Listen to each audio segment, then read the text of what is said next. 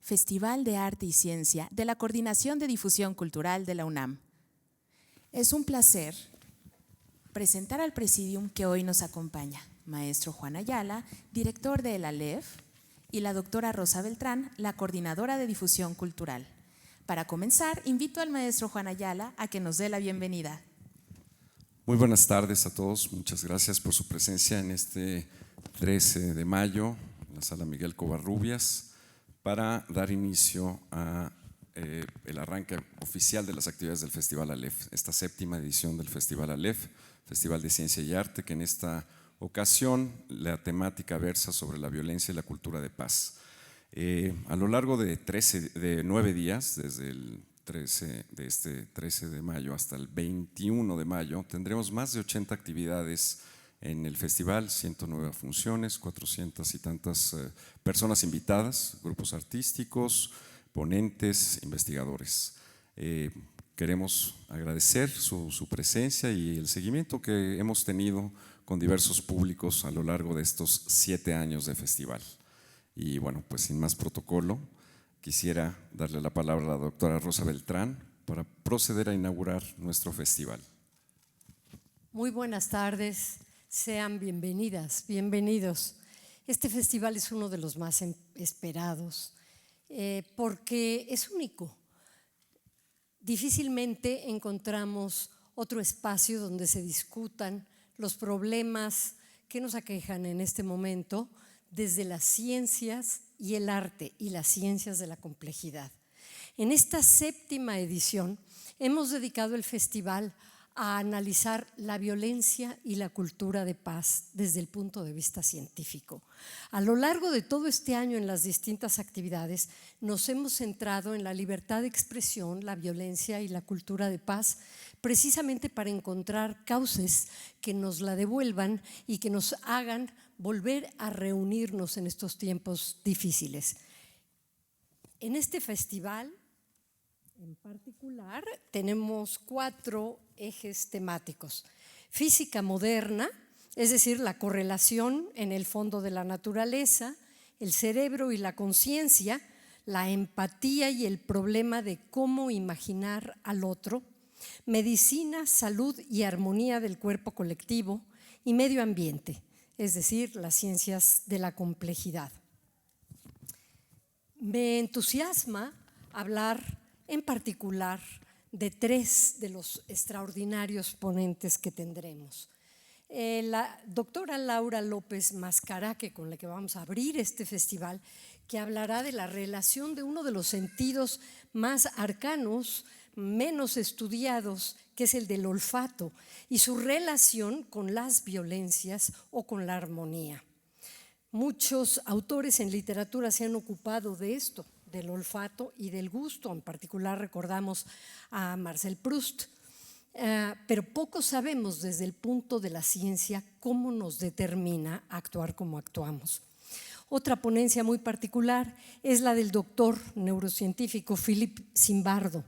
A ustedes seguramente les va a sonar muchísimo porque se hizo un experimento en los años 70, muy impresionante, desde la Universidad de Stanford, con un grupo de voluntarios, estudiantes. La mitad tendrían que fungir de carceleros, la otra mitad de prisioneros. ¿Qué ocurrió? Lo que ustedes imaginan. Al poco tiempo empezaron a asumir como propios esos papeles, es decir, a personificar, a representar lo que se suponía era tan solo una actuación, se volvió parte de la realidad. Los verdugos aplicaron de verdad estrategias que tenían que ver con el sadismo y la violencia, y por su parte los que eran presos, actitudes de sumisión y de entrega. ¿Qué quiere decir esto? Este experimento se tuvo que detener. Quiere decir que todos somos susceptibles de ser violentos o de actuar de las mismas maneras ante la violencia, dependiendo del espacio en el que estemos y de los discursos que dejemos que nos atraviesen. Hay que tener cuidado.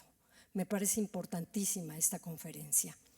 Otras más tendrán que ver con cuestiones que algunos nos preguntamos y con mucho afán, además, queremos probar si en verdad alcanzar ciertos estadios mentales, por ejemplo, a través de la meditación, permite que seamos seres más equilibrados, menos violentos, si las practicamos siempre, si de verdad esto puede cambiarnos. Otras más tienen que ver con las inteligencias artificiales. Este en particular me interesa muchísimo, pero imagino que a ustedes también. ¿Cuánto nos va a cambiar? ¿De qué manera va a transformarse no solamente la forma en la que trabajamos, sino la forma en la que creamos, en la que vivimos? Y si hay algún tipo de barrera, de alto, de conciencias críticas que nos adviertan de los peligros de la inteligencia artificial utilizada sin ningún parámetro ético. También tendremos, por supuesto, funciones de danza, de teatro. Estará Guillermo Gómez Peña, el Chicalango, hablando de precisamente la comunidad y la unión entre culturas. Ustedes saben que es el famoso Chicalango que empezó con el Heavy Nopal, pero muchos otros grupos también, para disfrutar de la ciencia y del arte en esta extraordinaria fusión. Este es un trabajo logrado a través de muchas instituciones a las que les queremos agradecer su participación. También a el subsistema de Cultura UNAM. Estamos muy agradecidos con cada una de ellas por facilitarnos actividades y bienes materiales para poder llevar a cabo este festival, esta 7ª edición. Sin más, quisiera pedirles que nos pongamos de pie para inaugurar este festival y dar comienzo a esta fiesta. Y siendo las 12:10 del 13 de mayo de 2023, declaro formalmente inaugurada la 7ª edición del Festival El Aleph. Mucho éxito, que lo disfruten. Gracias.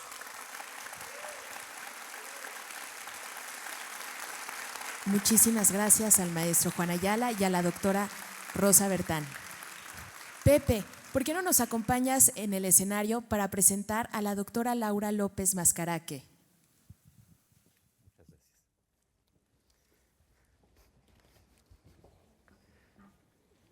Pues de verdad un gran gusto estar con todos ustedes. Muchas gracias.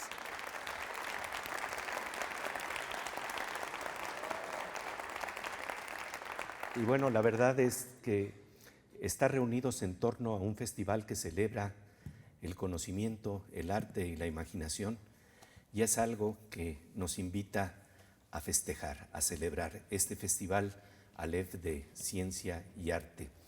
Y justamente el día de hoy vamos a hablar de un tema fascinante que nos va a permitir delinear los contornos de la investigación en torno a la violencia, pero también a las posibilidades que se van abriendo cuando se investigan las posibilidades de la armonía y de la coherencia.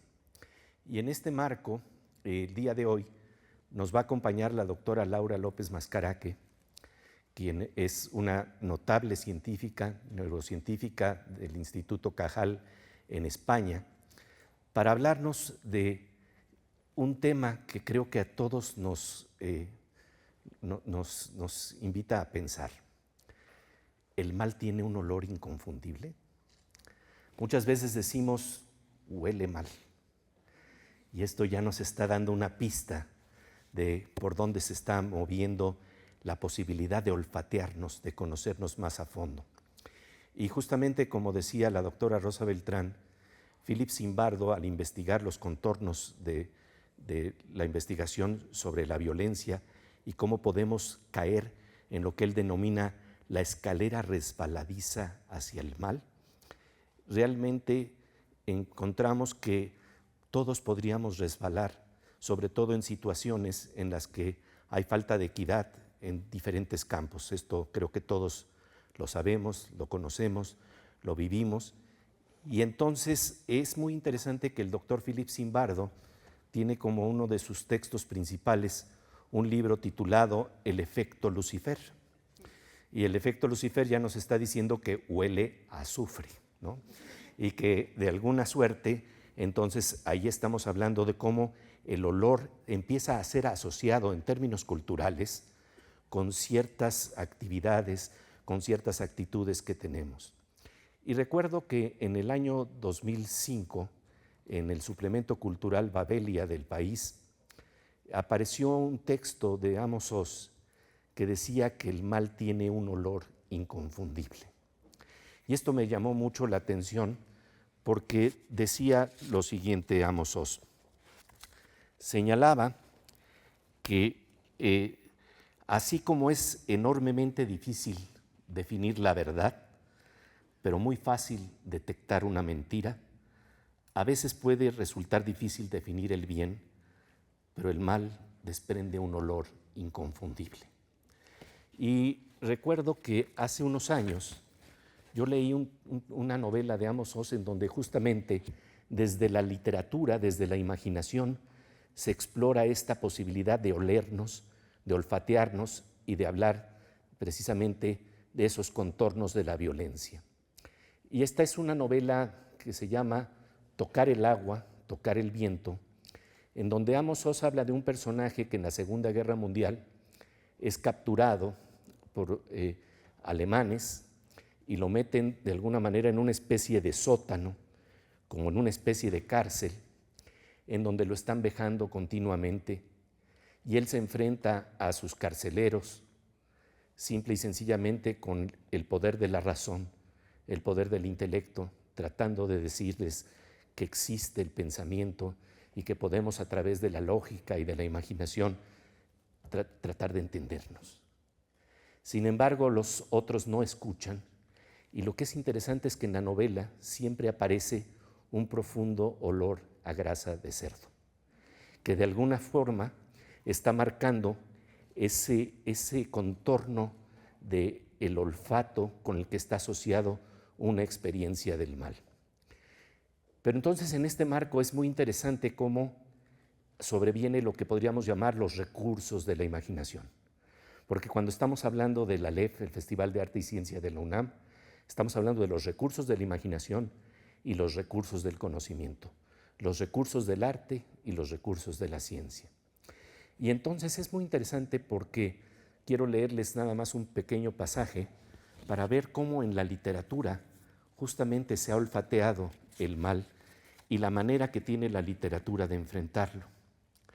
Entonces está este personaje en un sótano como calabozo, con olor a grasa de cerdo, y entonces en un momento dado se harta de sus carceleros y con un recogimiento de hombros interior renuncia al pensamiento teórico y superficial con el que ha estado tratando de comunicarse con los carceleros, y en sus adentros se despide para siempre jamás de aquellos nauseabundos guardias. Fíjense cómo el olor está marcando toda esta experiencia. Y dice así: al amanecer empezó a golpear el suelo con los pies, tomó una armónica y emitió algunas notas melancólicas. Entonces el hombre, pasmado y desamparado, se elevó. A través del conducto de las chimeneas salió volando hacia el bosque. El mal metafísico no se puede percibir con los sentidos, mientras que el mal tangible emite un fuerte hedor a grasa de cerdo. Pero lo interesante es que a través de los recursos de la imaginación, de alguna manera escapó, a la manera de Marc Chagall, levitando y flotando por los aires, que nos recuerda esta hermosa imagen de la novela de García Márquez, 100 años de soledad, en donde Remedios la Bella sale elevándose por los aires, a donde no la alcanzarán ni los más altos pájaros de la memoria. Y bueno, eso es justamente el recurso del arte para enfrentar los problemas de opresión y violencia. Justamente George Steiner, el gran crítico literario, señalaba que cuando estamos en un entorno en donde todo está cerrado, lo único que tenemos para defendernos, el espacio en donde no se pueden penetrar, es en nuestros sueños. Y esto es lo que justamente las novelas y la literatura revelan para hablar de la resistencia que podemos tener ante los entornos de incoherencia y de violencia. Pero por otro lado, la ciencia también nos marca otras posibilidades. Y son las posibilidades que también permiten olfatearnos de otras maneras. Y de esto nos va a hablar la doctora Laura López Mascaraque, la posibilidad de identificar los diferentes olores, de olfatear al otro y darnos cuenta de que si sabemos oler la diversidad, se pueden crear las mejores fragancias. Y con esto termino simple y sencillamente. Esto es un apunte que me dio la doctora López Mascaraque, que recuerdo que se me quedó profundamente grabado. Los mejores perfumes se hacen con olores que a veces no podrían ser muy hermosos para nosotros, los podríamos considerar aberrantes. Y sin embargo es ese olor de la diversidad combinado lo que nos conduce a la armonía.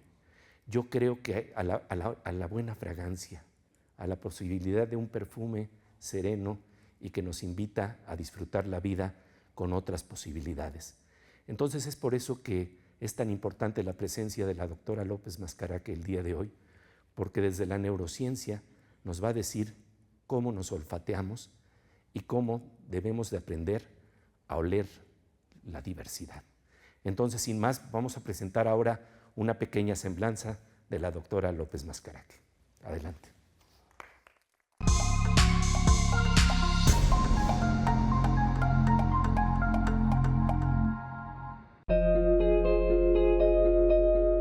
El perfume, una sinergia entre arte y ciencia que evoca memorias y despierta emociones en nuestro cerebro. La doctora Laura López Mascaraque es una de las principales autoridades científicas sobre el sentido del olfato en España, además de un referente a nivel internacional. Doctora en biología, con especialidad en neurociencia, también es investigadora del Consejo Superior de Investigaciones Científicas y líder de un grupo en el Instituto Cajal de Madrid que estudia el desarrollo del cerebro. Es presidenta del Comité Mujer y Neurociencia de la Sociedad Española de Neurociencia. Además de sus investigaciones, realiza trabajos de divulgación, da conferencias, talleres, seminarios y ha impartido clases magistrales en la Academia del Perfume, como el olfato, ruta directa a las emociones, impacto en tiempos de COVID.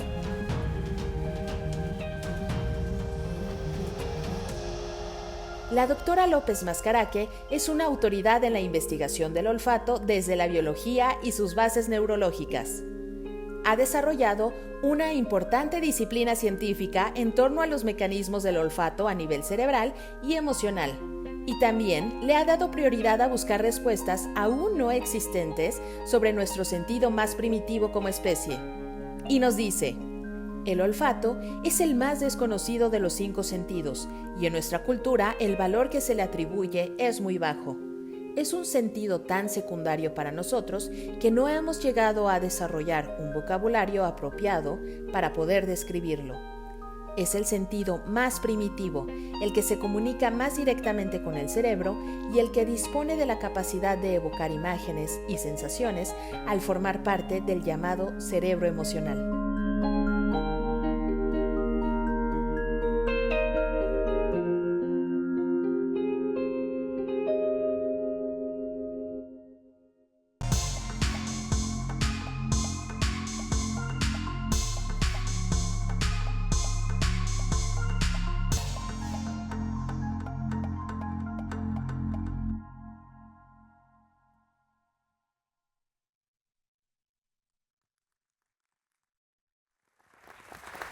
Bien, pues la verdad es un gran gusto darle la más cordial y bienvenida a la doctora Laura López Mascaraque. Por favor, adelante, querida Laura. ¿Qué tal? Y bueno, la verdad es un gusto porque déjenme decirles que hay gente, hay mujeres y hombres de conocimiento, pero hay mujeres y hombres generosos en compartir conocimiento. Y eso es lo que distingue de verdad a Laura. Van a ver qué fascinante esta inmersión en la posibilidad de nombrar lo que a veces está invisibilizado, y es el olor a la diversidad. Y bueno, no cabe más que también agradecer la colaboración con el Centro Cultural de España en México, que has hecho posible también esta visita de la doctora Laura López Mascaraque, y también darle un profundo agradecimiento a nuestro querido Juan Ayala, el director del Festival Aleph, quien junto con todo este gran equipo de trabajo que conforma el Aleph, realmente como secretario técnico de programación y planeación de la Coordinación de Difusión Cultural, ha hecho posible con un gran esfuerzo, con el apoyo decididísimo de nuestra querida Rosa Beltrán y de todo nuestro equipo de trabajo, este festival que vamos a celebrar el día de hoy. Y pues nada, gracias querida Laura. Muchísimas gracias, es un placer estar aquí y poder formar parte este año del festival. Muchas gracias, Pepe. Adelante. Gracias a todos.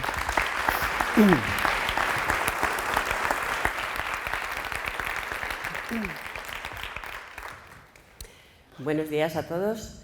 Entrando con este sentido que es realmente el más olvidado, el más irracional, el que menos le hacemos caso, el que no nos damos cuenta hasta que le perdemos, y esto ha ocurrido mucho después del COVID, ¿no? Cuando mucha gente empezó a tener lo que llamamos anosmia, que nadie sabía antes lo que era, y a partir del COVID yo creo que ahora lo sabemos todos.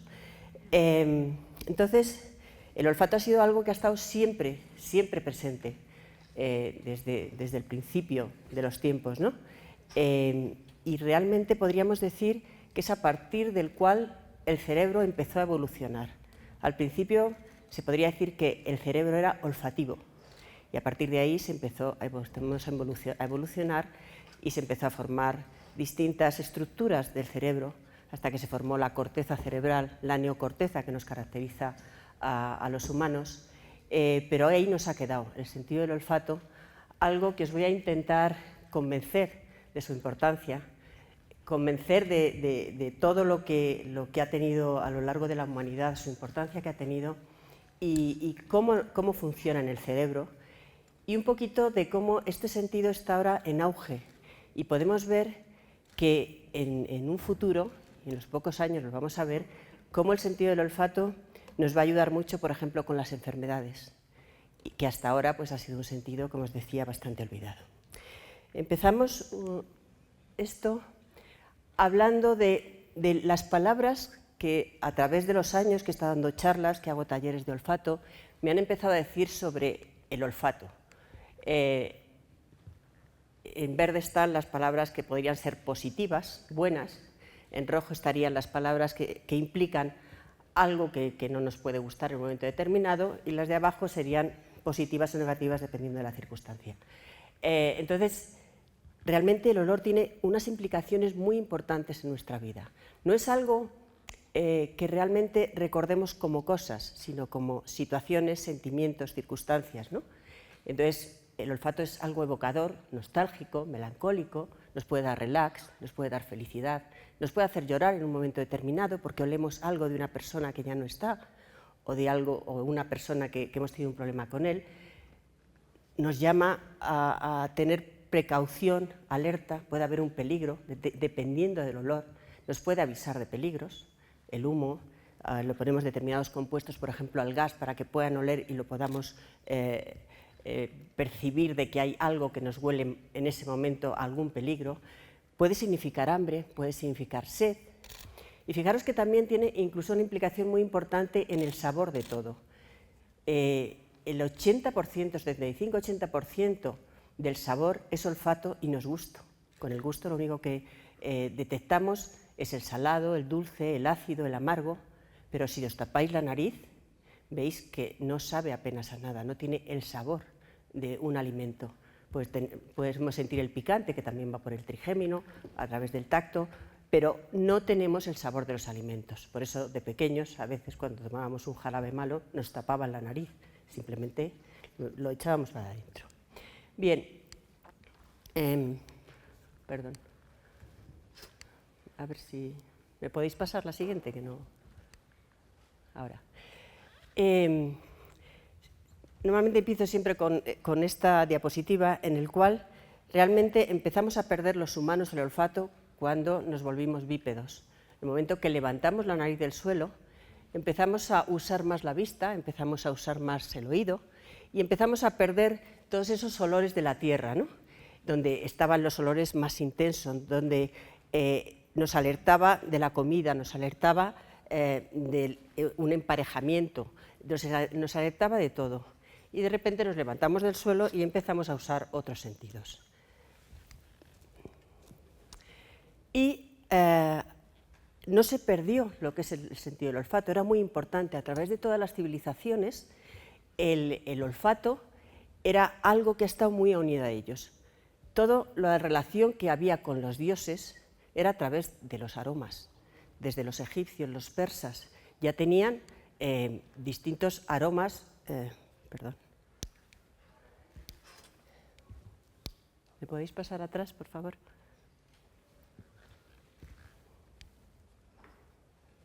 No, hacia atrás, por favor. Dos para atrás. Ahora, fijaros que aquí en estas imágenes que hay del Antiguo Egipto, de Mesopotamia, veis que ya existen los aromas, se ofrecían a unos u otros aromas, ¿no?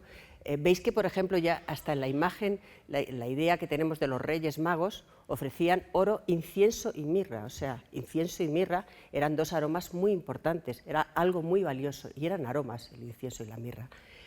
La comunicación con los dioses, todo lo que había alrededor de los muertos, ¿no? Todos los embalsamaban, los ponían con distintos aromas. Era algo que era muy importante en esa sociedad. Y decían, por ejemplo, los egipcios que había que tener incienso por la mañana, mirra al mediodía y el kifi al atardecer.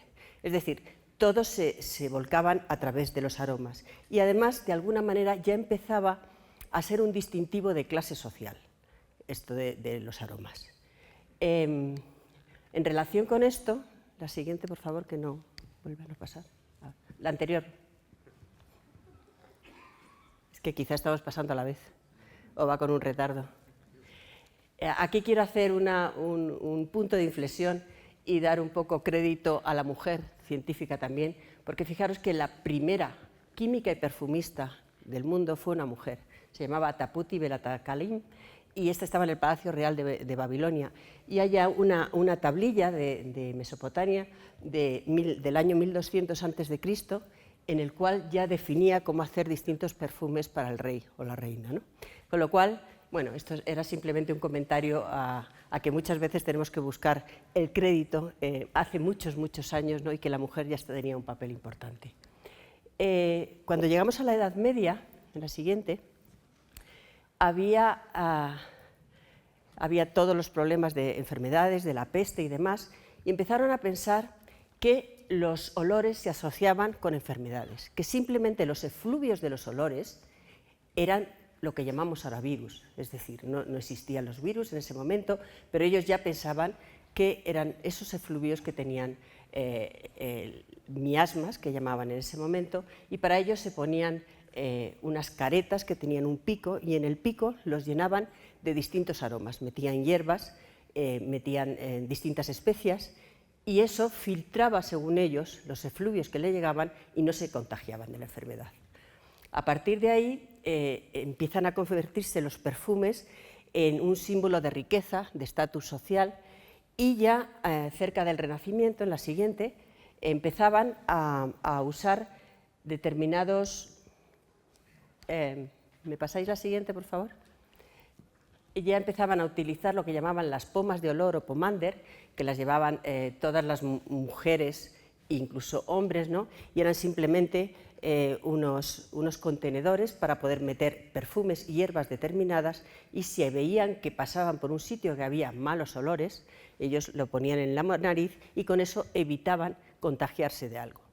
Es decir, que hasta ahí había una importancia en los olores.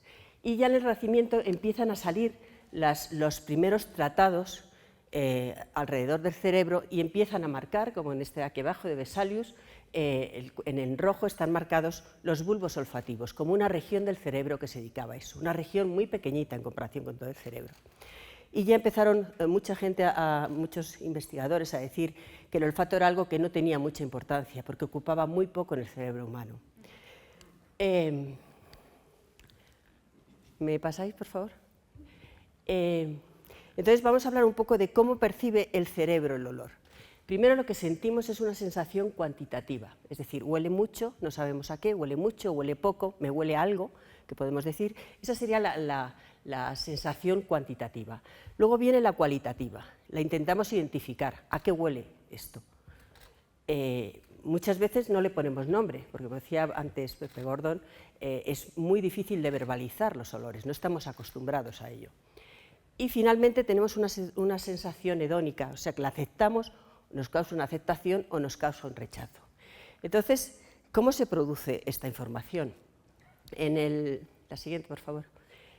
Fijaros que en el cerebro lo que vamos a hacer con cada uno de los sentidos que tenemos, vamos a asignarles un valor determinado, un valor el cual va a tener una respuesta, de alguna manera una percepción, y nos va a dar una respuesta a través del cerebro. Fijaros que estos estímulos son estímulos físicos o químicos, dependiendo del sentido. En los ojos, en el tacto, en el auditivo son estímulos físicos, es decir, son longitudes de onda, son frecuencias de sonido, son termorreceptores. Sin embargo, tanto en el gusto como en el olfato son los sentidos químicos, es decir, nos llegan a través de moléculas, unas a través del olfato, que son moléculas volátiles, moléculas que hay en el ambiente que van a llevar una información al cerebro, y esa señal química se va a transformar en una señal eléctrica y nos va a procesar el cerebro y vamos a tener una información a través de ello. Esta información nos llega a distintas áreas, ¿me pasáis de nuevo? Dentro del cerebro, las cuales ocupan distintas zonas dentro del cerebro, en nuestra corteza cerebral, y se va a procesar esa información. Y nos va a decir qué es lo que estamos oliendo, o qué estamos sintiendo al oler eso, o qué nos evoca esa percepción, o si eso es una llamada de atención, de peligro, o de simplemente de un sentimiento muy grato porque nos está llegando, por ejemplo, el olor de un bebé. Eso podría ser distintas sensaciones. Y en la siguiente, aquí vemos ya cómo se procesa esa información específicamente dentro del cerebro. Es curioso porque el único sentido de todos y las únicas neuronas que están en el exterior del cerebro son las neuronas sensoriales olfativas. Estas neuronas se sitúan en la parte superior de la nariz, aquí.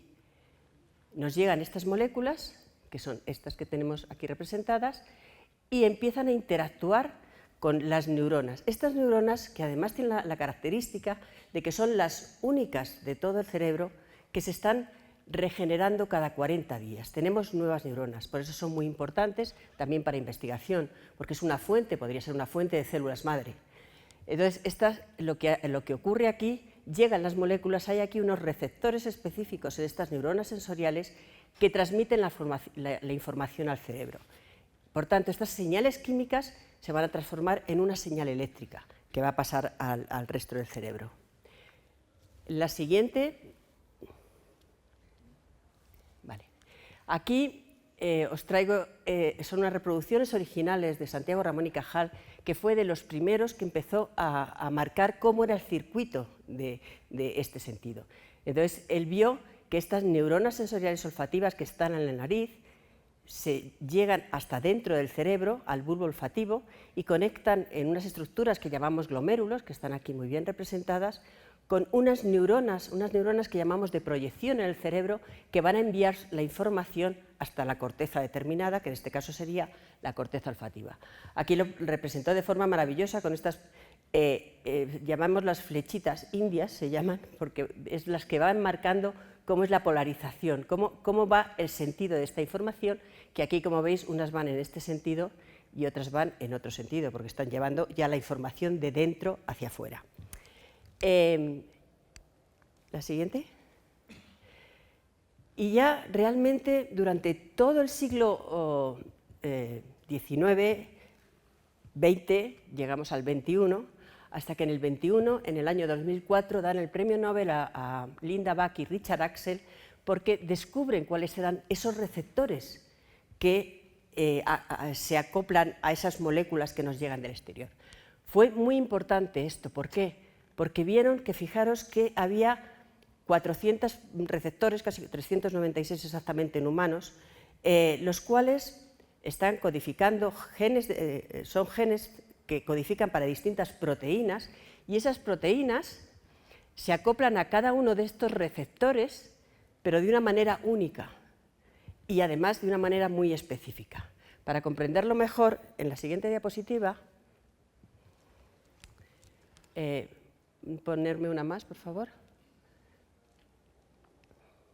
Estos serían estos cilios que tienen estas neuronas sensoriales olfativas. En la siguiente vemos cómo llegan en una fotografía ya de electrónico, vemos de barrido electrónico, vemos cómo son como unos cilios. Cada uno de estos cilios contiene estos receptores que codifican para tantas proteínas, ¿no? Y en la siguiente vemos cómo llega esta información de manera única, dar a la siguiente, por favor, de manera única, y se acopla como si fuese un mecanismo llave-cerradura cada una de estos odorantes a una molécula específica, a un receptor específico dentro de estas neuronas. Siguiente, por favor. Aquí ya toda la información se va a mandar al cerebro. Ya en la siguiente diapositiva podemos observar de una manera más visual cómo aquí representamos distintos olores que están llegando y cómo esta información, a partir de estas neuronas sensoriales olfativas, se agrupa en lo que llamamos fibras o axones y nos llega hasta ese bulbo olfativo que os comentaba antes, donde estaban los glomérulos. Esta información ya pasa al resto del cerebro. Es una información muy específica y toda esta información, además, tenemos que tener en cuenta que se está llevando cada vez que respiramos. Estamos trabajando el cerebro a nivel del olfato. Es decir, esto es una topografía espectacular, como no existe otra en el cerebro casi, y cómo nos lleva toda la información hasta generar los distintos olores.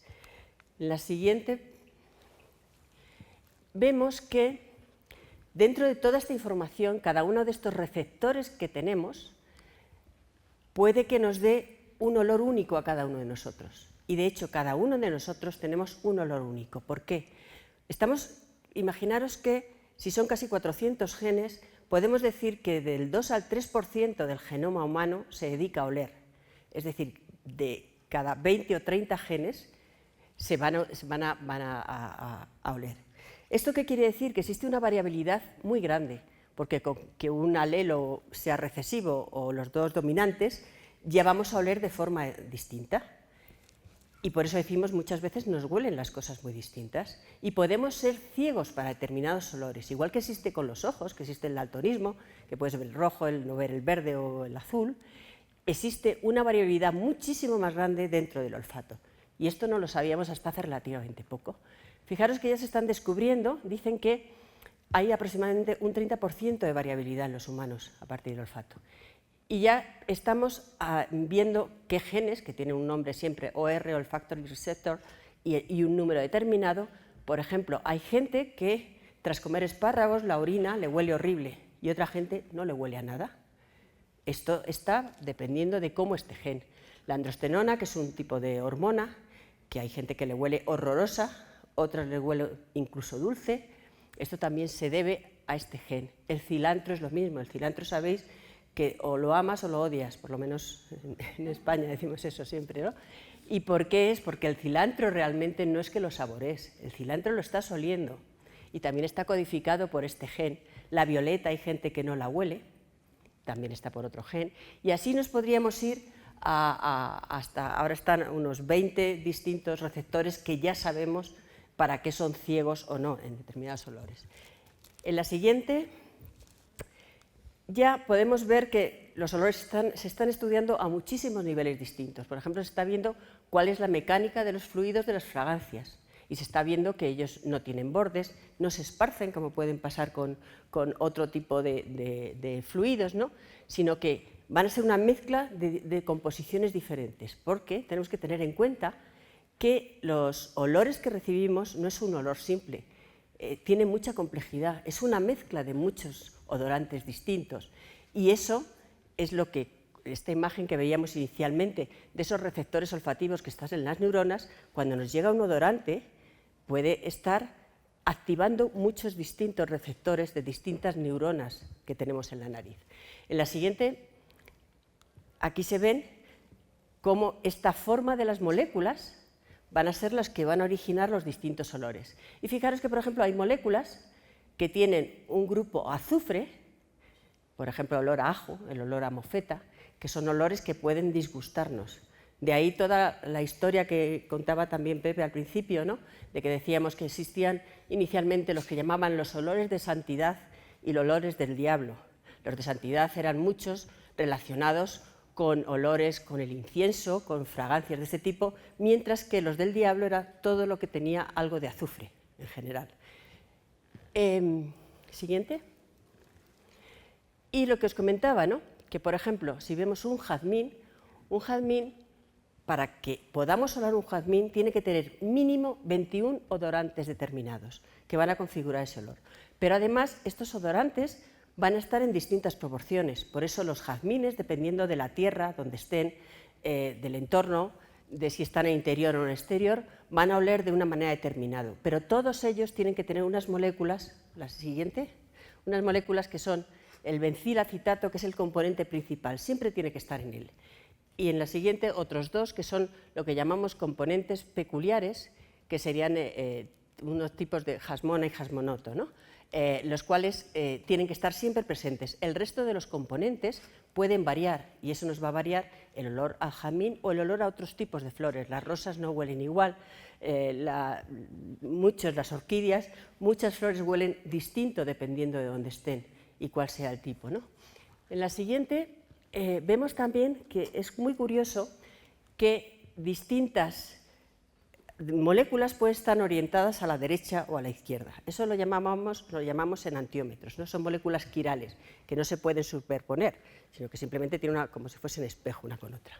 Fijaros que son exactamente iguales, la que va a la izquierda y la que va a la derecha, sería la carbona. Cuando está orientada a la izquierda, huele a hierbabuena, y cuando está orientada a la derecha, huele a comino. Pero esto nos ocurre también con el limoneno, huele a limón o naranja, dependiendo hacia dónde esté orientado. Esto se vio mucho después de que se diese importancia a estas moléculas quirales. ¿Por qué se dio importancia? Porque en los años 50, supongo que os acordáis que, o lo habéis leído, pues muchos en los años 50 no habéis llegado, lo que vieron fueron que, sobre todo en Alemania, empezaban a dar a las mujeres embarazadas un jarabe para evitar los vómitos. Y de repente, a partir de ello, empezaron a ver que había un efecto teratogénico de ese jarabe, en unos niños sí y en otros no. Pues era simplemente porque la molécula que componía este jarabe, según estaba orientada a la izquierda o a la derecha, eso provocaba que tuviese un efecto teratogénico o no. Eso ha pasado con muchos medicamentos, pero no se creía que también en el olor podía influir. En la siguiente, es muy importante cuál es el umbral olfativo. El umbral olfativo es qué capacidad tenemos para que a una mínima concentración una molécula pueda ser detectada. Pero esto también va a depender de cada uno de nosotros, va a depender de la edad, va a depender de lo que nos hayamos entrenado, va a depender de muchas cosas. Pero, por ejemplo, ahora se sabe ya unos umbrales de detección de determinadas sustancias, como por ejemplo en el ajo, ¿no? El umbral de detección que hueles a algo pero no eres capaz de decir que huele realmente a ajo, pues sería una unidad de olfacción que llamamos por milímetro cúbico, ¿no? Y así puede ir en aumento. Pero en la siguiente hay moléculas, que por ejemplo es el metilmercaptano, que mientras los perros lo detectan, lo pueden detectar mucho más, a mucha más concentración, nosotros con concentraciones de 25 billonésimas de gramo por mililitro de aire lo podemos detectar. Entonces, esta es la molécula que se emplea para poner olor al gas que no huele y poder detectar que podemos tener un escape de gas alrededor. De aquí que ya muchas moléculas distintas estamos mirando cuáles son los umbrales de detección, porque es importante para ver también si hay problemas en ello. En la siguiente vemos también que es interesante, según la concentración de determinadas moléculas pueden oler de una manera u otra. El indol es una molécula que se utiliza mucho en perfumería y huele, realmente dicen que a baja concentración tiene un olor como jazmín.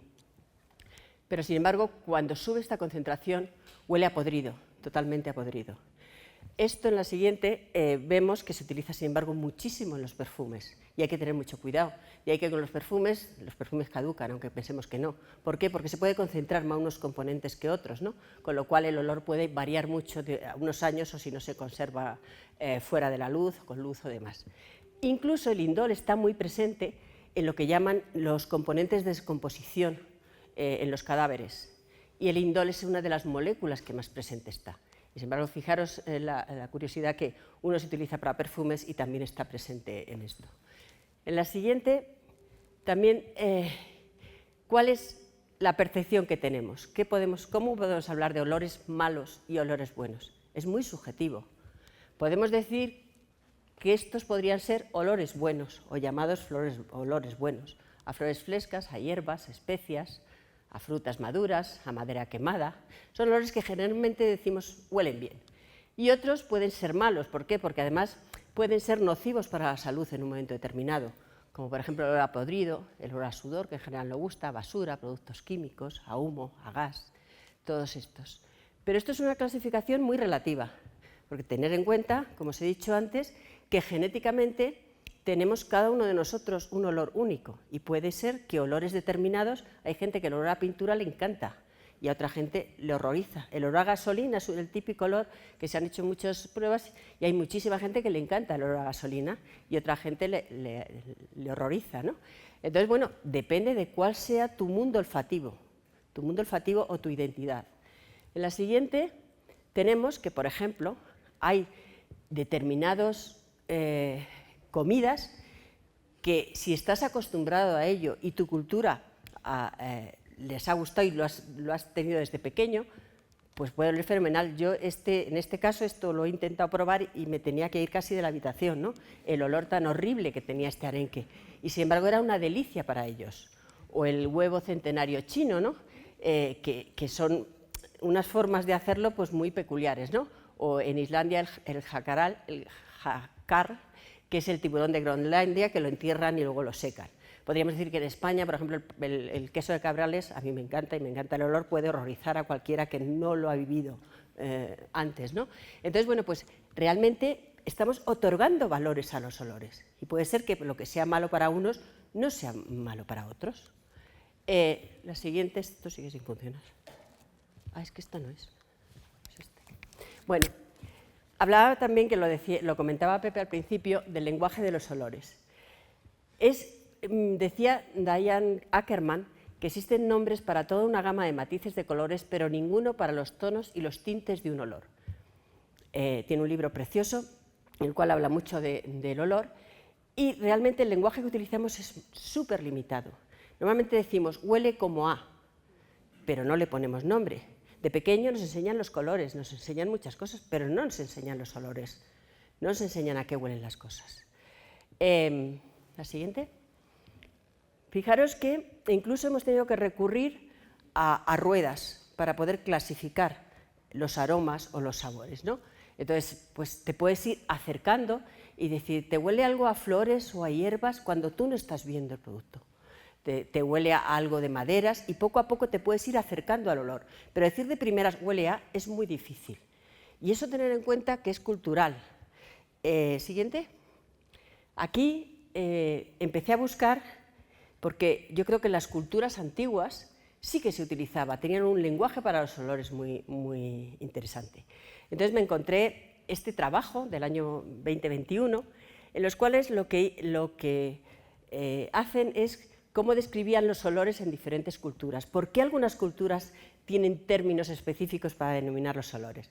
Fue una sorpresa para mí cuando empecé a leer este paper, en la siguiente, y vi que justo en México hay cantidad de culturas que están utilizando un montón de nombres determinados para olores que no podemos traducir al castellano ni al inglés porque no lo sabemos. En la siguiente me encontré, entonces seguí ahondando en la literatura y me encontré unos trabajos de Enrique Zandrada, que creo que es de aquí, de la UNAM, que tiene unos fantásticos trabajos preciosos sobre esto.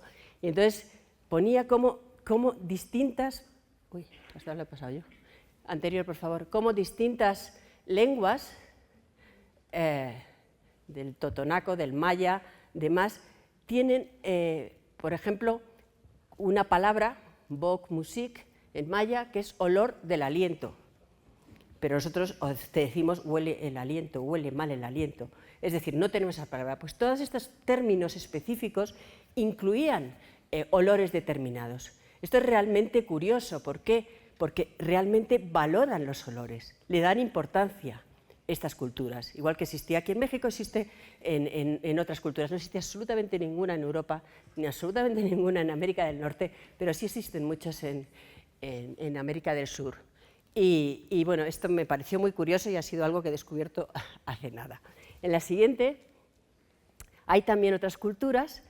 Por ejemplo, las culturas orientales, la japonesa, tiene muchos nombres para olores. Y a mí me gusta mucho, sobre todo, estas, que son olores que producimos por determinados momentos de nuestra vida o determinadas circunstancias. Por ejemplo, los japoneses llaman kareishu muy cariñosamente al olor de los abuelos. Fijaros que cuando entramos en una residencia de ancianos hay siempre un olor característico, cuando se juntan muchos a la vez, ¿no? Entonces, esto es debido al 2-norenal, que es un aldehído que se genera al oxidarse la piel de una manera ya con los ácidos grasos que tenemos en la barrera lipídica, no se oxidan de la misma manera que en una persona más joven.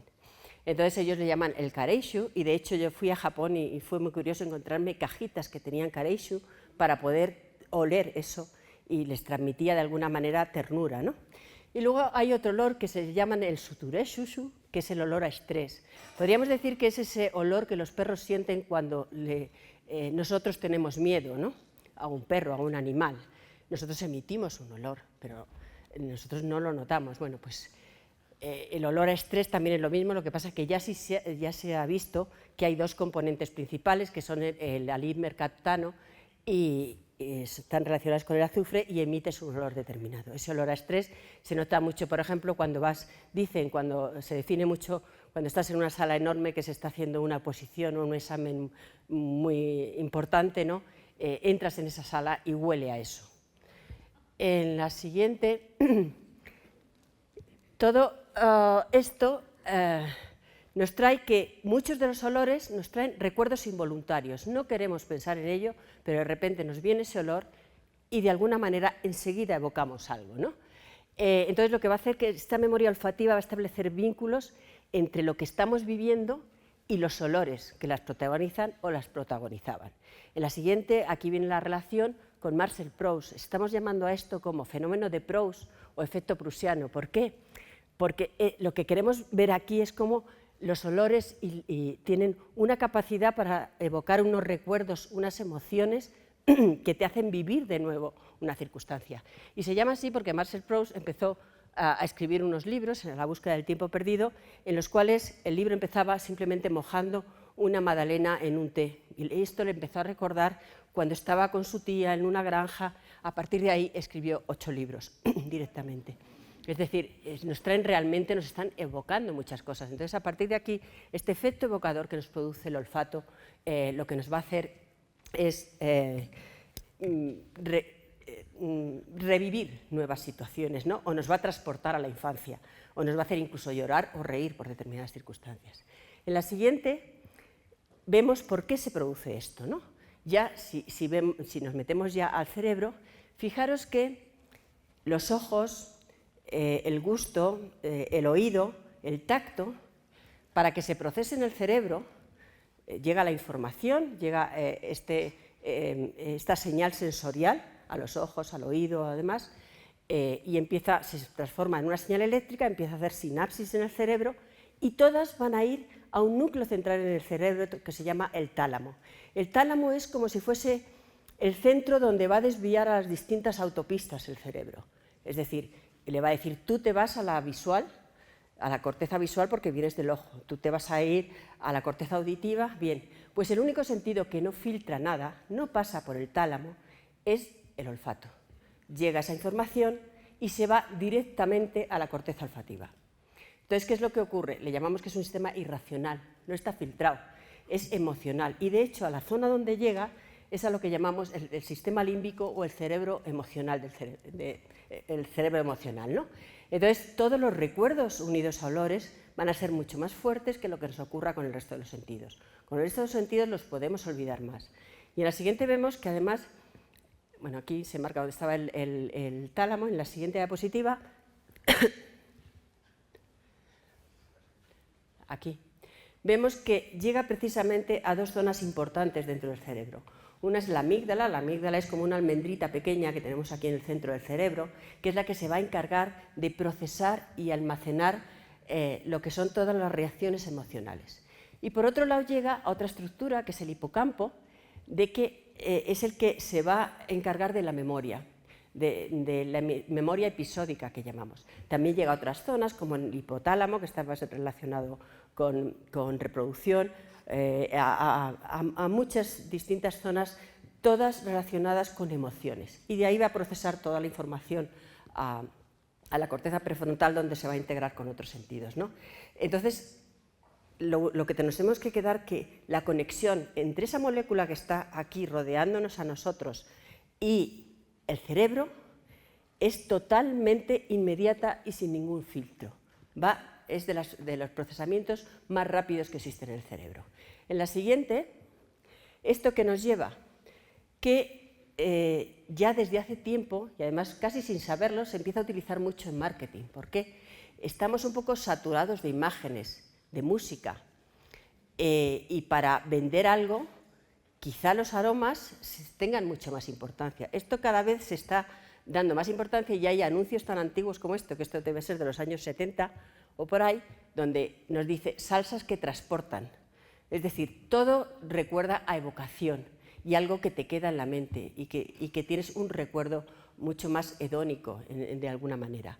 En la siguiente, de aquí salen, estábamos en la época de los logos olfativos, los logotipos, pues ahora vienen los odotipos. Ahora cada marca quiere tener su identidad olfativa y vemos que en muchas tiendas empezamos a tener un olor característico. Esto ya pasó en los parques de Walt Disney y demás, cuando estaban echando el olor a palomitas, o lo que ocurre hoy día en los cines, que si no huele a palomitas parece que no vas al cine, que te has quedado en casa, ¿no?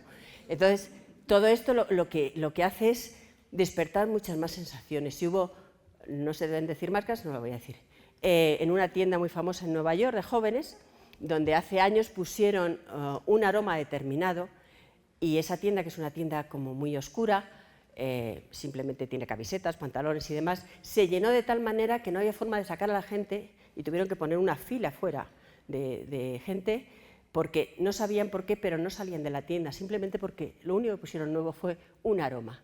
Les mantenía allí, se sentían a gustas, les daba relax, felicidad. En la siguiente, es muy interesante también que cada uno de nosotros, igual que tenemos una huella digital, tenemos una huella olfativa. Es decir, nos pueden identificar por nuestra huella olfativa. Ya hay muchos laboratorios que están trabajando sobre ello y puede ser una señal de identidad y poder decir si una persona ha estado en una escena de un crimen, por ejemplo. Esto se está estudiando mucho, esto es lo que se llama odorología forense. Ahora se está estudiando mucho en perros, porque los perros sí son capaces de, con una camiseta, ir a buscar donde está una persona a 10 metros de profundidad.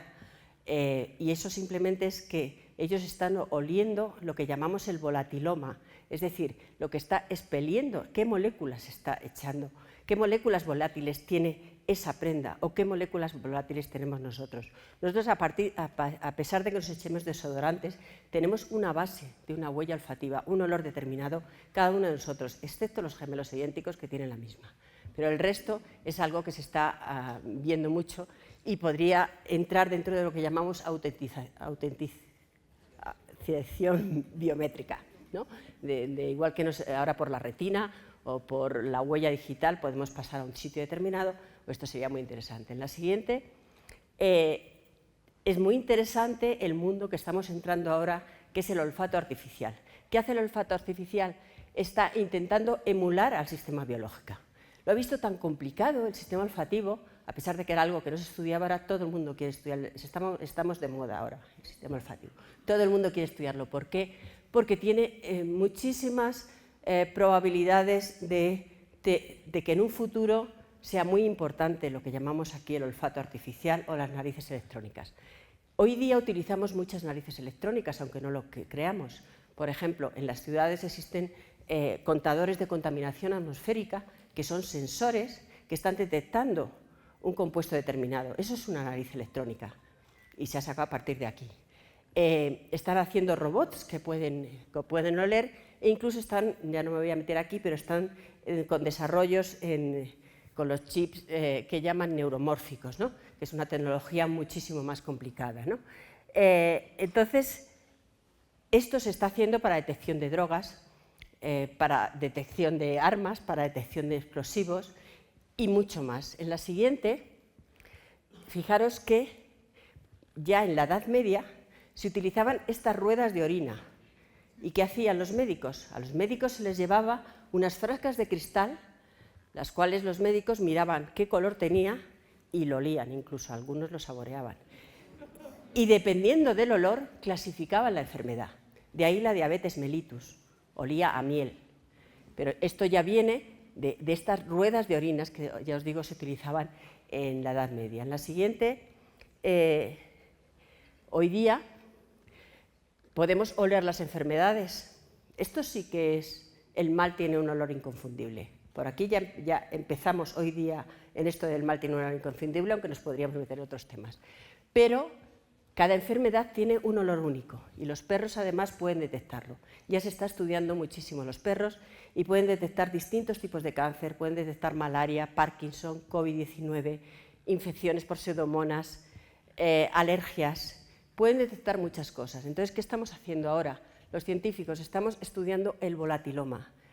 ¿Qué son ese conjunto de moléculas volátiles que una persona tiene y puedas detectar con él? Un perro le pueda detectar el cáncer, o le pueda detectar malaria, o le pueda detectar diabetes. Hoy día ya se utilizan el test del aliento, por ejemplo, para detectar Helicobacter pylori o incluso alergias a la intolerancia a la lactosa. Pero esto es un tema muy interesante donde todo llega a lo que es la huella olfativa, ¿no? Y hay ya muchos laboratorios en el MIT, en Europa y supongo que aquí, trabajando sobre esta huella olfativa que es muy interesante. En la siguiente vemos que, fijaros que, por ejemplo, hubo una historia muy curiosa con una persona, Joy Mile, que es una escocesa, que tenía a su marido con Parkinson, y un día fue a una de esas charlas para enterarse que era el Parkinson, y ella preguntó: oye, ¿y por qué el Parkinson huele? Claro, todos se quedaron muy sorprendidos de que hiciese esa pregunta. Ya le empezaron a hacer caso, pero tú puedes detectar, sí, es que mi marido empezó hace muchos años que le cambió el olor. Y dijeron, bueno, a ver si es verdad, le dieron como 40 camisetas de personas que no tenían cáncer, Parkinson y otras que lo tenían, y ella logró detectar todas las camisetas de las personas que tenían Parkinson. A partir de ahí se empezó a estudiar esto y últimamente ya han salido varios trabajos sobre el tema, los cuales parece ser que en la grasa de la piel de la persona hay un volatiloma específico, los cuales con distintas metodologías ya se está empezando a ver determinadas moléculas que son características del olor a Parkinson. Es decir, es un tema que ahora mismo está es lo que llamamos hot topic, muy importante y que cada vez se está dando como más importancia, ¿no? En la siguiente, también habéis oído hablar que la pérdida del olfato puede ser un síntoma precoz para enfermedades neurodegenerativas. Y esto cada vez se está haciendo más tangible y parece ser más real. En enfermedades, en primer lugar, el Parkinson, luego el Alzheimer, el Huntington y la esclerosis múltiple, los pacientes, muchos años antes de tener la enfermedad, empiezan a tener una hiposmia, una bajada del olfato. ¿Qué es lo que pasa? Tú vas al médico, por lo menos en España, y dices, oye, que es que parece que huele mal, pues será la edad, no te hacen ni caso. ¿Por qué? Porque todavía no tenemos algo que nos pueda medir nuestro olfato en los médicos. Hay ya determinadas clínicas que lo tienen, ¿no?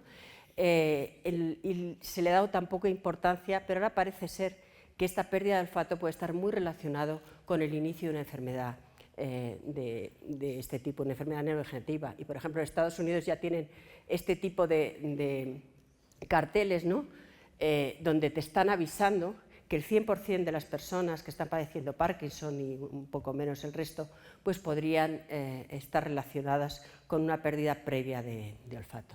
En la siguiente, esto está muy relacionado, ¿por qué? Porque, por ejemplo, en la enfermedad de Alzheimer, las primeras áreas que empezamos a ver que están afectadas justo son estas regiones relacionadas con la parte del sistema límbico de la corteza olfativa, la amígdala y demás. Y de hecho, en experimentos que hemos hecho en mi laboratorio, ¿no?, con ratones transgénicos para Alzheimer, en el bulbo olfativo, que es esa estructura que tengo arriba en el azul, empiezan a aparecer las primeras placas antes de que cuando aparecen estas placas, justo 2 meses antes o 3, los ratones empiezan a perder olfato. Es decir, que sí que puede haber una relación y cada vez está más unido a ello. La siguiente, tanto es así que ahora se está haciendo una especie de metaanálisis, que es en el cual están participando muchísimos países, ¿no?, en los cuales quieren decir que pueda ser la pérdida esta olfativa un biomarcador, igual que pasó con el COVID. Al principio, por lo menos en Europa, cuando empezó el COVID, mucha gente que nos estábamos dedicando a olfato, vimos que uno de los síntomas primeros del COVID, en muchos casos, era la pérdida, una anosmia completa, una pérdida abrupta del olfato. Y decíamos, si las personas han perdido de forma abrupta el olfato, que se separen del resto de la familia, porque no les hace falta test. Estos tienen COVID, seguro. Y costó mucho. De hecho, hicimos una asociación mundial en la cual ya empezaron los distintos países a decir, efectivamente, si tienes una anosmia de esta manera, retírate porque esto es COVID, ¿no? Pues igual está pasando ahora con enfermedades neurodegenerativas, que parece ser que todos se están poniendo de acuerdo para poder, a partir de este paper que salió en el 2018, ¿no?, de decir que esta disfunción olfativa puede ser un biomarcador global, y están muchísimos países analizando familias enteras de Alzheimer, desde los hijos, para ver si empiezan a realmente empezar a perder el olfato. Siguiente. ¿Y qué pasaba en el COVID? ¿Qué pasaba con la anosmia? ¿Por qué se producía? Aquí os he traído un pequeño esquema, porque es una pregunta que siempre tenemos, ¿no?, donde vemos que estas serían estas neuronas sensoriales olfativas, las que os he dicho, que tienen aquí estos cilios que conectan con el exterior y aquí llegan las moléculas odorantes. Fijaros que estas neuronas sensoriales olfativas están dentro de una especie de empalizada, es un epitelio, el cual está soportado por unas células que están aquí, que se llaman las células de soporte. Estas serían las neuronas sensoriales olfativas y estas serían las células de soporte. Y luego están las células madre, o unas células que llamamos globosas, que son las que están generando nuevas neuronas todo el tiempo. Bien, pues resulta que el coronavirus se encontró con un receptor en estas células sustentaculares, que era el AC2, que es un receptor específico para el coronavirus, las cuales lo que hacían en el momento que se unía a estas células se morían. Y al morirse se derrumbaba toda esta pared. Con lo cual el procesamiento olfativo ya no iba bien. ¿Qué ocurría? Dependiendo de toda la zona del epitelio que estaba involucrada, dependiendo de la carga viral que tenía en ese momento la enfermedad, te atacaba a todo el epitelio o te atacaba a una zona sola de epitelio. De ahí que muchas personas han tardado mucho, incluso no han recuperado el olfato después del COVID, ¿no? Y en muchos de ellos se producía la parosmia, es decir, que lo que le olía bien, en ese momento empezaba a olerlo mal, olía metálico, olía a cosas que no debían oler. ¿Por qué? Porque estos odorantes, estas moléculas, tienen que llegar a receptores específicos, con lo cual esta vía la tenían que volver a encontrar al cerebro. Mientras la volvían a encontrar, eso tardaba tiempo, y eso hacía que se produzcan muchas parosmias por este tipo de enfermedad. Y ya en la siguiente, quiero dejar un tiempo para preguntas, yo creo que es justo el tiempo, en el cual yo siempre digo que es muy importante ejercitar nuestro cerebro con el olfato. Por ejemplo, a las personas mayores muchos le decimos, pues ponte a hacer pasapalabras, sudokus, ponte a pintar formas y colores rellenas con colorines para que trabaje el cerebro, gente que ya casi no se puede mover. Pues yo creo que sería importante que simplemente les pusiéramos a oler cosas, y además es muy divertido, porque saber si aciertas, saber si no aciertas. Nosotros hacemos talleres en zonas de tercera edad, con niños, con grupos, por ejemplo, estos son cocineros, con todo tipo de gente, y la verdad que es algo, una actividad que es muy buena, que es muy importante y que incluso desde los colegios deberían empezar a oler, ¿no? Creo que es algo muy importante y además les gusta mucho a los niños, e incluso en niños muy pequeños. En niños muy pequeños les empezamos a dar libros con colores, con formas, si es rugoso, si no es rugoso, pero realmente el primer contacto que tiene un niño es un contacto químico, son las moléculas químicas, nace y se va a oler el pezón de la madre, a mamar, y todo lo que funciona a su alrededor es químico, todavía no procesa la vista, el oído empieza a procesarlo, pero es muy importante que les entrenemos en esto y además es lo que más les gusta.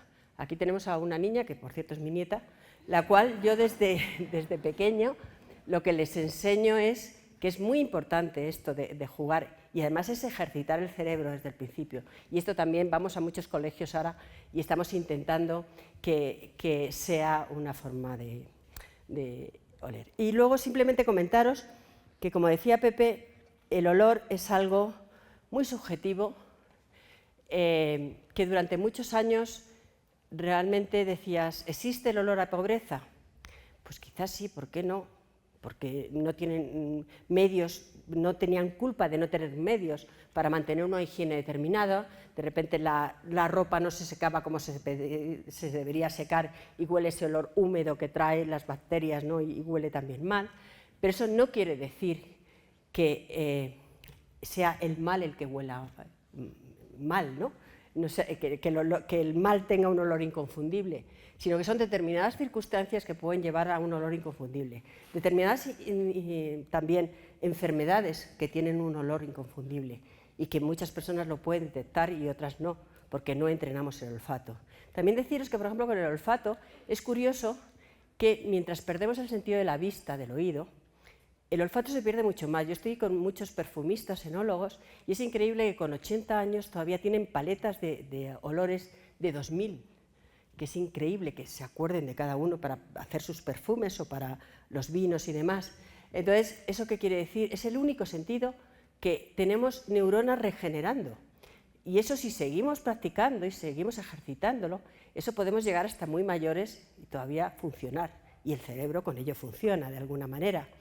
Se está viendo incluso si en ambientes, sobre todo esto se está analizando en ratones, en ambientes que son enriquecidos de olor, si determinadas cepas transgénicas de ratones con Parkinson o con Alzheimer son capaces de retrasar la enfermedad, porque simplemente se están enriqueciendo con esos aromas.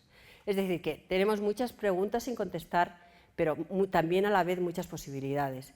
Y también deciros lo que también decía Pepe al principio, ¿no? Los perfumistas, por ejemplo, lo que crean son a partir de sustancias muy distintas, porque tú hablas del ámbar gris o del almizcle o de cualquiera de estos y huelen muy mal, pero ellos van creando lo que son notas olfativas y a partir de la nota olfativa crean la melodía completa y crean un perfume maravilloso, pero a partir de una diversidad de ingredientes muy grande, y eso es importante en todo, ¿no? Entonces, ¿el mal tiene un olor inconfundible? Pues en determinadas circunstancias sí, pero hay que ponerle muchos... bueno, que hay que tener cuidado con lo que decimos, ¿no? Y que también hablando de... Me han preguntado en estas ruedas de prensa que he tenido últimamente si las razas huelen, ¿no? Lo que huele es la cultura, la comida, la dieta, que eso tiene un olor determinado, ¿no? Y el sitio donde estás y demás. Es decir, que esto es lo que quería transmitir y luego también un poco dar esta importancia al olfato, que creo que la hemos perdido y que a partir de ahora yo os aseguro que va a estar en la prensa y en muchos medios, porque es un sentido importante. Y ya la última, me despido con esta, que es, a mí es un cuadro de Goya que es de los que más me recuerda al sentido del olfato, ¿no? Y me quedo con una frase que, fijaros, dijo Alexander Graham Bell hace muchos años: ¿puedes medir la diferencia entre una clase de olor y otro? Si eres ambicioso para encontrar un tipo de ciencia, mide el olor. Los olores cada vez van siendo más importantes en el mundo de la experimentación científica y en la medicina. Y tan cierto como que el sol se alumbra, es que la necesidad de un mayor conocimiento de los olores alumbrará nuevos descubrimientos. Fijaros que ha pasado casi un siglo o más y todavía estamos en este momento. Muchas gracias.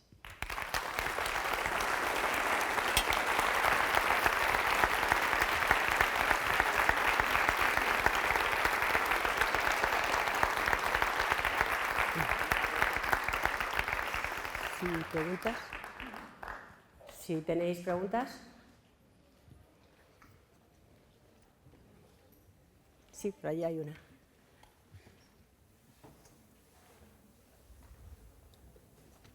¿Se le pasa un micrófono? ¿Quién? Ahí. ¿Quién fue el primero? Por ahí tenemos dos preguntas. Quizá esperamos un orden para... Adelante. No, yo creí que estaba esperando el micrófono, perdón. Pues adelante. Muchas gracias, felicidades.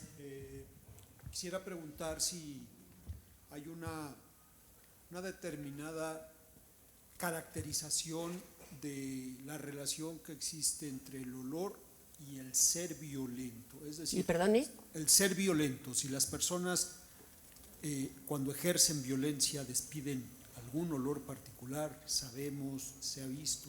No, no se ha visto. Lo único que se ha visto es un olor a estrés, que sí se desprende de ello, pero no se ha hecho nada en personas violentas, no se ha detectado que haya un olor determinado. Quizás sí esa parte de, porque lógicamente hay una subida de adrenalina y puede ser que una persona, pero la persona per se no huele distinto. Sí. Una plática muy interesante, muchas gracias. Quería preguntar si a lo largo de la vida hay cambios en la composición de los receptores que codifican que se relacione con un cambio en la percepción de ciertos olores. Digamos que de chiquitos un olor se nos hace muy feo, pero conforme vamos madurando se percibe como más agradable, como ocurre en el gusto. Sí, ocurre con el olor, ocurre lo mismo, pero no porque cambie el receptor, sino porque tú te estás entrenando para ello. Hay olores que a lo mejor, sobre todo de pequeños, son muy difíciles, como pasa con el gusto. Los sabores amargos de bebés son muy difíciles, o incluso puede ser súper gustador o no gustador, y puedes que las rechaces. Entonces tú puedes rechazar olores directamente porque tengas tu genotipo sea de una manera, ¿no? Pero sí que te puedes ir educando el olfato. Y hay determinados olores porque los necesitas para algo, tú acabas usándolos, ¿no? Entonces sería más bien un proceso de aprendizaje. Sí. Okay, gracias.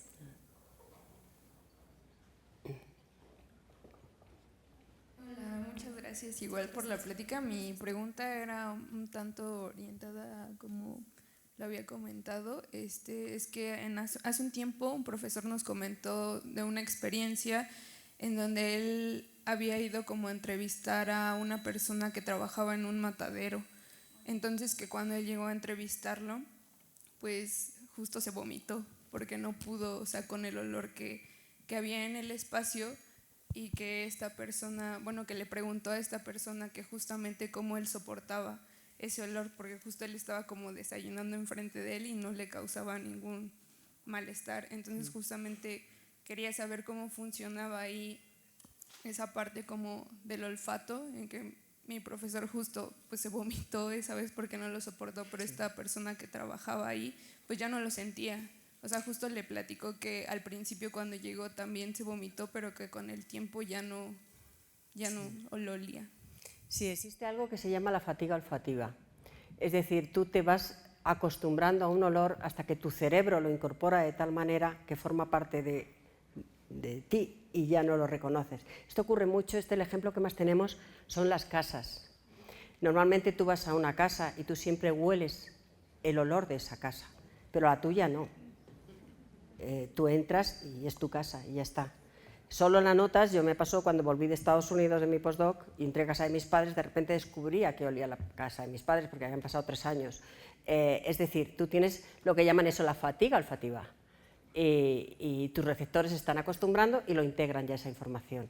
Y por eso aguantas determinados sitios, como hablas del matadero. Sin embargo, una persona que se enfrenta de repente a ese olor, pues su componente hedónico, ¿no?, es un rechazo absoluto y que le produzca incluso secuelas físicas, ¿no? Sí. Laura, aquí. Sí, Laura, muchas gracias por esta plática tan completa y gracias a Pepe también por el acierto de traerte. Ahora que está de moda hablar del amor y del cerebro, uno encuentra en internet, cosa que yo no recomiendo buscar, muchas hipótesis, una de ellas que habla de que hay diferencias en el olfato entre hombres y mujeres a la hora del enamoramiento, y que las mujeres son más olfativas que visuales. ¿Qué nos puedes decir de eso? Bueno, aquí se encuentran 2 aspectos distintos. Uno es, sabes que hay una frase que decimos siempre que es, con esta persona tengo química o no tengo. Pues de ahí viene, ¿no? Entonces, existe lo que llamamos el complejo mayor de histocompatibilidad. Esto va relacionado con el sistema inmune. Entonces parece ser, que no vamos a entrar en él, pero igual que tenemos que tener mucho cuidado con el sistema inmune cuando vamos a hacer un trasplante de órganos, pues parece ser que cuando nos enamoramos de alguien, buscamos el que sea contrario a nosotros. Es como una especie de protección de la herencia. Y sin embargo, lo que se ha visto también en otro trabajo últimamente en el que se ha hecho estadística, que cuando estamos buscando amigos, lo estamos buscando que huelan similar a nosotros.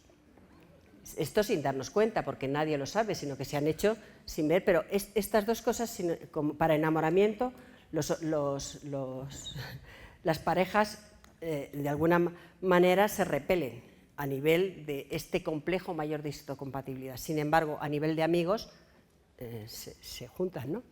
Y en cuanto a la mujer y el hombre, si olemos distinto, si tenemos más olfato o menos, siempre se ha dicho que la mujer tiene mucho más olfato. Pero esto quiero decir, es cultural totalmente. ¿Por qué? Porque de siempre, de toda la vida, y de muchos años, ahora las mujeres estamos un poco empoderándonos un poquito más, pero nos hemos hecho cargo de las comidas, nos hemos hecho cargo de los niños, y para eso tenemos que oler. Y tenemos que saber si el niño huele mal o no huele mal en un momento determinado, si le tenemos que cambiar, si no, si la casa hay que ventilarla, muchas cosas que los hombres ahora ya sí hacen. Entonces, ahora lo que se está viendo, más o menos, ahora lo que se está viendo es que el hombre empieza a tener un olfato similar a la mujer.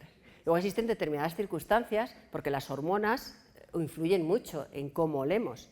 Entonces, pues por ejemplo, cuando estamos embarazadas, pues a lo mejor hay determinados olores que no nos gustan nada o los sentimos que son muy potentes y a lo mejor están a la misma concentración que siempre, pero de alguna manera tenemos una sensibilidad específica. Pero igual pasa con cualquier problema hormonal que pueda ocurrir tanto en hombres como en mujeres. Lo que pasa es que las mujeres, por lo que sea, tenemos más fluctuaciones, ¿no?, hormonales. Pero bueno, esa sería la relación. ¿Qué tal, Laura? Acá arriba. Es que con la luz no veo nada, ya claro. Te veo. ¿Qué tal? Mario Domínguez, psicoterapeuta. Sí. Primero te quiero decir que gracias por tu plática, por tu conferencia. Es como, para mí, como la vainilla, el aroma de lo estimulante y lo dulce. ¿Sabes si hay un estudio científico que hable de cómo usar el aroma para evocar calma, tranquilidad, disminuir la ansiedad? ¿Hay alguien que pueda leer? Ya, o sea, un poco relacionado con aromaterapia, lo que llaman aromaterapia. Es decir, a ver, no hay ningún estudio científico que avale que los olores, un olor determinado, pueda tener un efecto calmante, bueno o malo, y es muy lógico, porque ten en cuenta que nosotros, nuestro mundo olfativo se basa mucho en la cultura, en lo que nos han enseñado de pequeños. Entonces, hubo ahí algún trabajo que no está muy avalado científicamente, en el cual de repente dicen que, por ejemplo, el olor a lavanda puede calmar y hacer dormir, pero a lo mejor a Tisi o a otra persona que nunca está en contacto con la lavanda o que la lavanda le tiene un recuerdo traumático, no le gusta nada. Entonces se está hablando más de que la terapia olfativa sería una terapia muy personalizada, en el cual habría que identificar cuál es tu mundo aromático y a partir de ahí, no te digo que no, igual que la música. Una música clásica a una persona le puede relajar, la ópera, y otro le puede poner de los nervios. Y otro el reggaetón, pues puede ya salirse de casa directamente, ¿no? Entonces, lo mismo ocurre con los aromas, es decir, tenemos que tener como lo que llamamos una terapia, por ahora, porque a lo mejor se crean de repente unos aromas que son para todos maravillosos, pero es muy difícil ver, por ejemplo, si la vainilla, lo que tú has dicho, es uno de los aromas que más gustan a nivel mundial. Eso sí se ha estado mirando. ¿Qué aromas gustan? Y el olor a bebé, eso le dice mucha gente, ¿no? Entonces, hay olores determinados que gustan a la gente, pero si yo veo personalmente, a mí me ponen vainilla y no me gusta nada, ¿sabes? Es decir, que es como muy personal y yo siempre lo relaciono con la música. Tú imagínate que a ti te ponen una música que la horrorizas. No. Por ahora es así. Sí. Yo soy Cecilia y mi pregunta es, ¿qué tan cierto es que las personas con discapacidad visual desarrollan más el sentido del olfato? Sí, a ver, a nivel del cerebro no se ha visto que ocupen más área del cerebro, pero sí que la gente que lógicamente tiene una incapacidad olfativa desarrolla mucho más el olfato, se entrena mucho más con el olfato, entonces busca muchas cosas por el olfato, con lo cual tiene una sensibilidad olfativa muchísimo más alta, pero puede tener la misma que otro que no sea invidente y también se entrene mucho el olfato, pero sí, efectivamente, pero no se ha visto que eso, igual que se ha visto que, por ejemplo, durante el desarrollo o en etapas muy tempranas del desarrollo postnatal de un bebé, si una persona es invidente, parte de su cerebro, de esa zona, puede ser ocupado por un área más cercana y pierda lo que es el área cerebral correspondiente a la visión, de alguna manera. En esto no se ha visto que el entrenamiento lo haga, pero sí, lo que sí se ha visto es que efectivamente tienen una mayor capacidad olfativa. Y bueno, como se acaban de dar cuenta, hay muchas preguntas porque es de verdad interesante, apasionante el tema. Les sugerimos que si tienen algunas preguntas pueden dejarlas en un papel que recogerán algunos de nuestros colaboradores para que de alguna suerte se la hagamos llegar a Laura. Y bueno, creo que ha quedado muy claro el día de hoy que el aroma, el olor, está asociado a una memoria, está asociado a una cultura, está asociado a un momento, y es por eso que algo nos huele bien o algo nos huele mal, y que hoy en día, el día de hoy realmente nos introdujimos de una manera muy profunda a cómo esto se procesa dentro del cerebro, pero creo que lo que nos queda claro es que este momento que estamos compartiendo huele bien. Huele a conocimiento, huele a imaginación, huele a ciencia y a la generosidad de nuestra querida Laura López Mascaraque. Así que bueno, pues